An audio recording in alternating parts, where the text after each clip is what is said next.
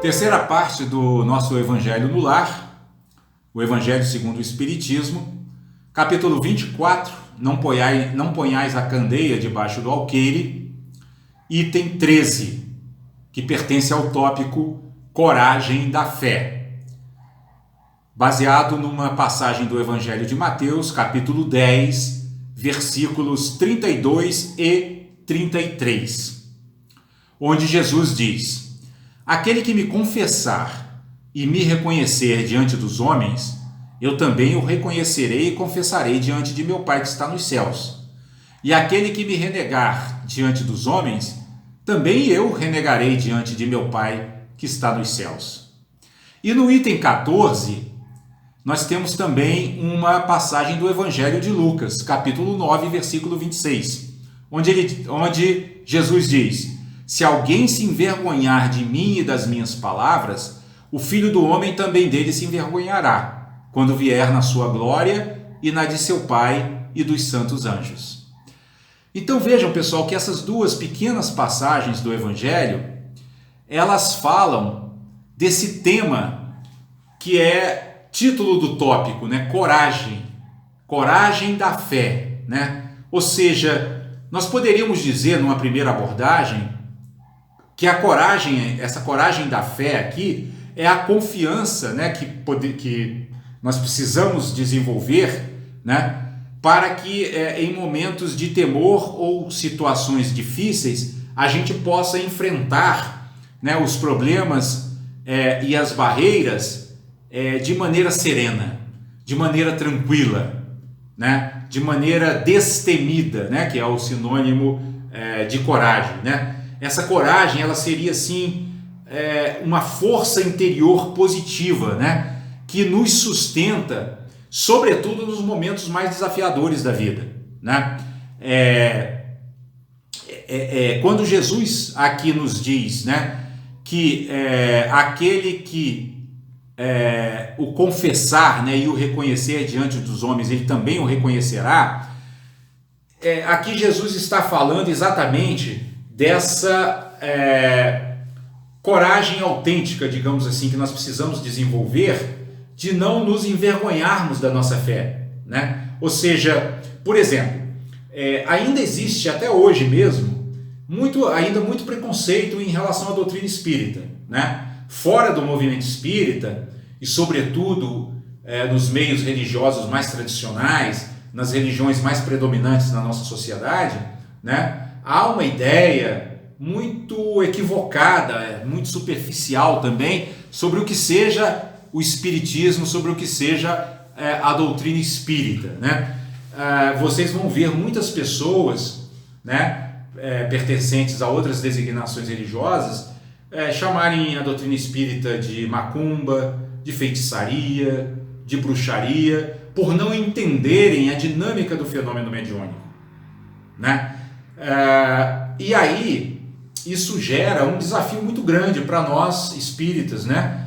Que é o desafio de não nos, como diz Jesus aqui, não nos envergonharmos, né, daquilo que tanto nos esclarece. Por que nos envergonharmos, né? Inclusive é interessante a gente fazer aqui uma reflexão, né, para nos aprofundarmos no sentido da palavra vergonha, né?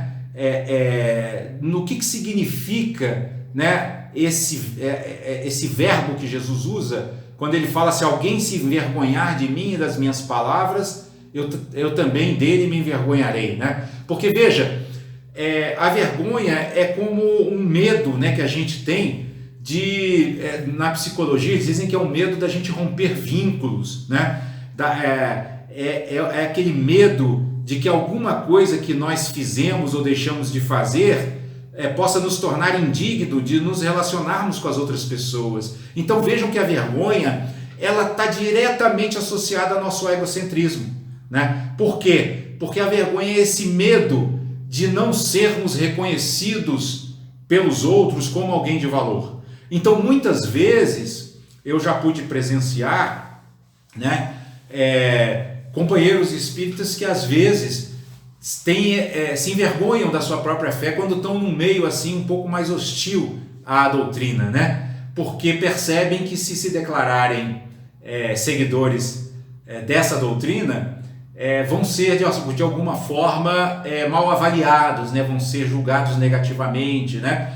E é por isso que eu vejo essa passagem de Jesus como uma proposta do mestre de que nós exercitemos, né? Uma sugestão do mestre para nós exercitarmos essa coragem, esse destemor, né? De assumirmos diante dos outros aquilo que interiormente nós já sabemos nos nossos corações, né? Ou seja, assumirmos que a doutrina espírita é sim um farol no caminho, né? É sim uma doutrina esclarecedora, né? É sim uma filosofia que afia os nossos pensamentos, né? Uma filosofia que afia aquela espada da qual fala Jesus, que é a espada que corta a ignorância, né? Nós precisamos aprender a nos orgulharmos, inclusive, né, da nossa fé por tudo aquilo que ela apresenta de positivo, né? Até mesmo para que a gente possa seguir o ensinamento de Jesus, que é o título desse capítulo que nós estamos estudando, né? Qual é o título do capítulo? Não ponhais a candeia, que é a luz, né, debaixo do alqueire, né? Ou seja, não vamos esconder essa luz que tanto nos ampara e sustenta nessa caminhada, né? Aqui nessa vida humana encarnada, nessa doutrina que tanto ilumina o nosso caminho, que tanto nos ajuda a superar aflições e sofrimentos. Não devemos escondê-la, né? Não devemos esconder essa candeia, né? Essa pequena luz, né? Essa pequena vela embaixo de um alqueire, embaixo de um vaso. Não, nós devemos expô-la o mais possível para que outros também possam dela se beneficiar. E para isso, nós precisamos superar esse sentimento que muitas vezes, ou que algumas vezes pode brotar em nossos corações, que é esse sentimento, esse medo, né, de não sermos reconhecidos. Nós não estamos no mundo para sermos reconhecidos. Nós não estamos no mundo para sermos aplaudidos. Nós não estamos no mundo para oferecer o melhor, né, para todos aqueles com os quais nós convivemos, né, oferecermos o melhor para que eles possam também, como nós, adentrar nessa senda de evolução espiritual, né? E aí, no item 15, Kardec vai comentar rapidamente essas duas passagens evangélicas, dizendo que a coragem das opiniões próprias sempre foi tida em grande estima entre os homens, porque há mérito em afrontar os perigos, as perseguições, as contradições e até os simples sarcasmos aos quais se expõe quase sempre aquele que não teme proclamar abertamente ideias que não são a de toda a gente. Aqui, como em tudo, o merecimento é proporcionado às circunstâncias e à importância do resultado. Há sempre fraqueza em recuar alguém diante das consequências que lhe acarreta a sua opinião e em renegá-la. Mas há casos em que isso constitui covardia tão grande quanto fugir no momento do combate. Então vejam, pessoal, que Kardec faz colocações aqui muito interessantes e muito úteis para a nossa reflexão, né? A primeira delas diz respeito a nós não nos atemorizarmos em expormos ideias que muitas vezes não são a opinião da maioria, né? No caso da doutrina espírita, nós sabemos que os espíritas não constituem uma maioria religiosa no mundo, nem mesmo no Brasil, que é o país onde o espiritismo é mais desenvolvido. Nem mesmo aqui nós somos maioria. Aliás, pelo contrário, estamos muito longe de ser, né? E sabemos que sofremos muitas críticas, como dissemos agora há pouco, né? Mas o que Kardec está dizendo é que nós não devemos temer proclamar as nossas ideias, né? Essas ideias que tanto nos consolam, que tanto iluminam nossas mentes. Nós não devemos temer de expô-las, mesmo elas não sendo a ideia da maioria das pessoas, né? Muito pelo contrário, né? O que a doutrina espírita nos convida a fazer é a divulgar os ensinamentos nos quatro cantos, né? Em todas as direções, né? De modo a que aqueles que estiverem preparados e prontos para assimilá-los, os assimilem e se utilizem deles também para o seu próprio benefício. Então esse é o primeiro ponto que Kardec comenta, né? Temos um destemor de expor o nosso pensamento, mesmo quando ele não seja o pensamento da maioria, né? E mais à frente ele desenvolve, né, essa colocação dizendo que é uma fraqueza muito, muito grande recuarmos, né, diante do medo das consequências que a nossa opinião possa ter. Porque esse medo é aquilo que nós falamos agora há pouco na segunda parte do nosso evangelho, né? Esse medo ele diz respeito às preocupações egoístas, né? As preocupações do nosso ego, né? Em ser atacado ou em ser criticado, né? O ego ele quer sempre, né? O eu ele quer sempre elogios, né? Ele quer sempre reconhecimento, né? Ele quer sempre ganhar, né? Ele quer sempre estar por cima, né? E aí muitas vezes defender uma ideia, ainda que seja uma ideia sublime, ainda que seja uma ideia superior, mas defender uma ideia que não seja a ideia da maioria pode levar,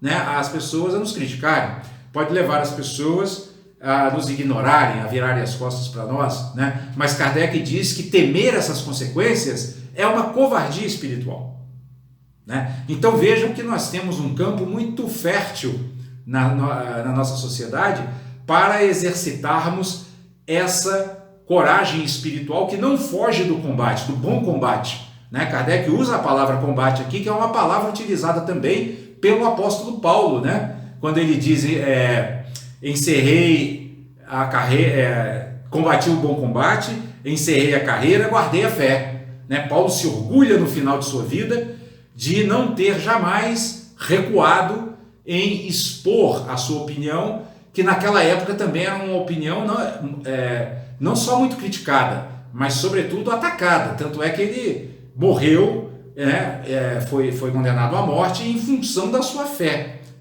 cristã. Mas ele não fugiu a esse combate em momento nenhum. Ele não se atemorizou em momento nenhum, né? Ele não teve medo em momento nenhum de expor as ideias cristãs com toda a clareza e com toda a eficiência com que ele podia fazê-lo, né?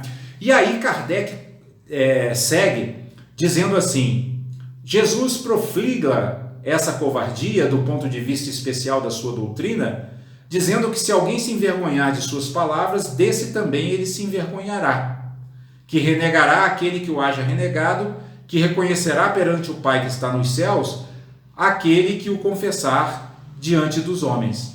Por outras palavras, aqueles que se houverem arreceado de se confessarem discípulos da verdade, não são dignos de se ver admitidos no reino da verdade. Perderão as vantagens da fé que alimentem, porque se trata de uma fé egoísta, que eles guardam para si, ocultando-a para que não lhes traga prejuízo neste mundo, ao passo que aqueles que, pondo a verdade acima de seus interesses materiais, a proclamam abertamente, trabalham pelo seu próprio futuro e pelo dos outros. Então vejam que Kardec está chamando a atenção aqui para o fato de que Jesus critica essa covardia espiritual, né? Só que a gente precisa entender essas palavras de Jesus, né? Quando ele diz assim que se alguém se envergonhar de suas palavras, desse também ele se envergonhará. O que isso significa, né? Vamos lembrar que a gente precisa sempre no Evangelho fazer uma leitura interiorizadora, né? Ou seja, as palavras de Jesus, os ensinamentos de Jesus, por ele ser um mestre espiritual, se dirigem sempre ao nosso mundo interior. Então, quando ele diz que ele se envergonhará daquele que dele se envergonhar, né? Daquele que se envergonhar da sua doutrina, ele está falando, na verdade, que se nós não combatermos esse medo de nos expormos, né, ao defendermos uma ideia que sabemos que é proveitosa, mas que muitas vezes não é reconhecida pelas outras pessoas, se nós mantivermos esse temor dentro de nós, nós jamais conseguiremos nos conectar com o reino divino dentro de nós. Por quê? Porque o temor, o medo do não reconhecimento, ele é uma nuvem que obscurece a luminosidade da nossa essência.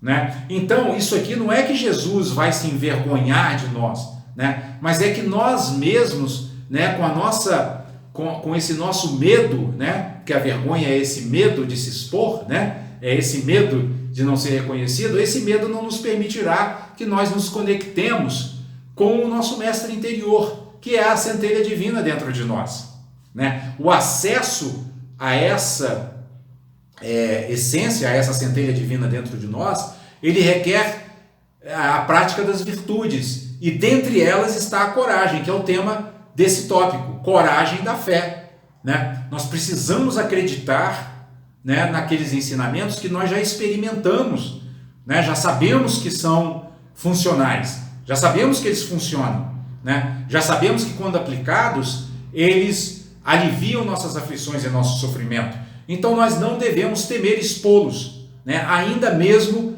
quando os outros muitas vezes possam não nos compreender. Porque Kardec chama isso aqui de fé egoísta, né? Ou seja, eu tenho a fé, né? Eu cultivo a doutrina, eu percebo muitas vezes os benefícios que ela traz para mim, mas quando eu vejo que expor essa doutrina pode me trazer prejuízos, eu então recuo, né, com medo desses prejuízos que a exposição possa me trazer. Isso é egoísmo, né? Isso é uma preocupação conosco mesmo, né? Ou seja, acima da difusão dos ensinamentos e da doutrina, a gente acaba colocando nosso próprio autointeresse, né? Ou seja, esse interesse em que não soframos qualquer tipo de prejuízo, inclusive não só prejuízos materiais, mas principalmente prejuízo da nossa imagem também, né? A gente se preocupa muito com a nossa imagem, né? Então, se por exemplo, a gente, numa determinada circunstância, olhar, né, para as pessoas em volta e pensar assim, nossa, não sei se eu falo aqui sobre a doutrina, porque vai que se eu falar eles vão me chamar de bruxo, né? Vai que se eu chamar eles vão dizer que eu estou me relacionando com o demônio. Então isso é o medo, né? Isso é o medo de ter a nossa imagem, né, vamos dizer assim, perante os outros arranhadas. Então nós precisamos superar esse medo, né? Nós precisamos superar essa vergonha, né, para que a gente possa abrir definitivamente as portas que dão acesso a esse reino divino dentro de nós, né? Para que nós tomemos posse do reino, porque esse reino divino dentro de nós, enquanto nós estamos no estado de ignorância espiritual, ele está abandonado. É como se fosse assim, nós somos um rei que não toma posse do seu território, né? Nós somos um rei que não reina, né? E para reinar, então, nós precisamos superar essas dificuldades, nós precisamos superar essa vergonha. E aí no item 16, concluindo esse ensinamento, Kardec nos diz: assim será com os adeptos do Espiritismo, pois que a doutrina que professam mais não é do que o desenvolvimento e a aplicação da doutrina do Evangelho, também a eles se dirigem as palavras do Cristo. Eles semeiam na terra o que colherão na vida espiritual. Colherão lá os frutos da sua coragem ou da sua fraqueza, né? Então vejam que Kardec fecha o ensinamento falando mais uma vez, né, porque ele fala com muita frequência, do nosso livre-arbítrio. Nós podemos escolher sermos corajosos ou sermos fracos, né? E o tópico, né, que estamos tratando aqui nesses itens é coragem da fé, ou seja, é a associação dessa confiança, que é a essência da fé, com a coragem, que é a essência do destemor, da ausência de medo, né? Então, a fé, para ser uma fé produtiva e eficiente, ela tem que estar aliada à coragem, né? Porque essa coragem é justamente essa confiança, né, de que aqueles ensinamentos que eu cultivo são de fato ensinamentos que conduzem a uma elevação espiritual real, efetiva, né? É preciso que isso esteja muito bem assentado em nossos corações e em nossas mentes. E como é que a gente assenta bem, né, essa verdade em nossos corações e em nossas mentes? Experimentando por nós mesmos, né? Praticando no dia a dia, porque ao praticarmos no dia a dia os ensinamentos, nós, por força da lei de ação e reação, né, perceberemos que essas sementes são boas sementes. Por quê? Porque ao plantá-las em nossa vida, né, ou seja, essas sementes de amor, de tolerância, de paciência, de generosidade, de bondade amorosa do Evangelho, né, ao plantarmos essas sementes, nós perceberemos que a partir dessa plantação colheremos os frutos doces, né, da espiritualidade superior, né, os frutos doces da paz interior, né, os frutos doces de uma energia positiva e constante, né, que jorra incessantemente, né, da nossa essência espiritual mais profunda, né, os frutos doces de um foco e de uma concentração na prática espiritual e, sobretudo, os frutos doces da sabedoria que transcende todos os limites do ego, que transcende todos os limites do sofrimento, né? Que transcende todas as aflições